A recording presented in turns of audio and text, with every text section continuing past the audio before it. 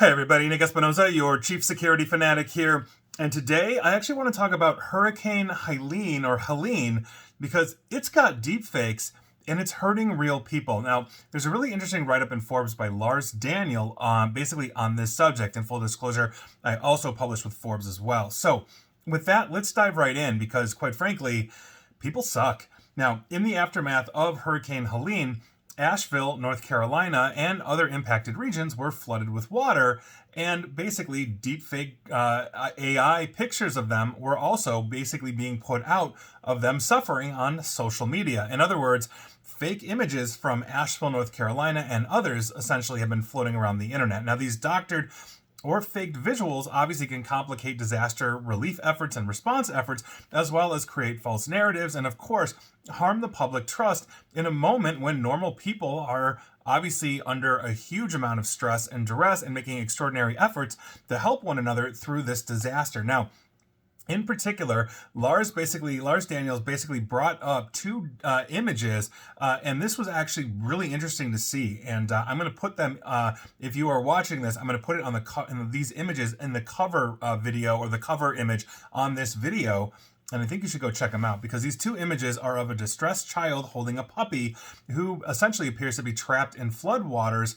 And essentially that is exploding online. Now, according to Lars Daniel as well, as I mentioned, he wrote this article.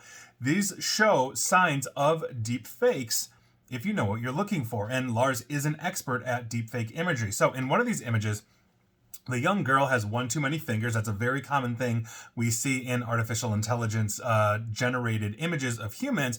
Also, the puppy's muzzle has different coloration from one picture to the other picture. Remember, there are two pictures of this little girl, quote unquote, and this puppy. The boat also is a different shape and color because the AI is just regenerating, and making different choices. So, repeated exposure to fake content obviously can erode public trust in legitimate news and information sources. I've talked about that extensively here on the radio, podcast, video, in writing, etc., etc. And when people repeatedly encounter things like fake images, they begin to question all media, including the accuracy, essentially, of actual real information. This is also known, for the record, as the liar's dividend in legal proceedings, where basically somebody accused of a crime that all evidence points to them basically saying, we have you on video robbing the bank, they can say, well, it's a deep fake, and everybody knows these are deep fakes, and it's a deep fake of me robbing the video. Elon Musk actually used this in court, basically due to lawsuits that Tesla was facing. So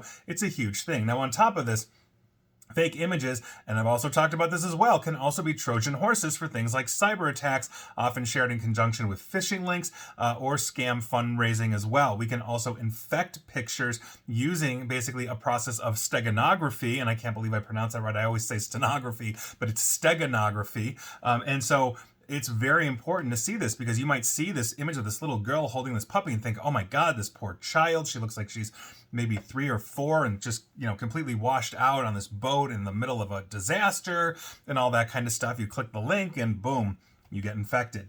Unsuspecting individuals obviously can be lured into contributing funds, et cetera, et cetera. And so by virtue of that, you might see that and there might be a Save Asheville hurricane fund or whatever that somebody creates that's completely fake, and now you're giving some jerk a whole bunch of money. So make sure that what you're looking at is real.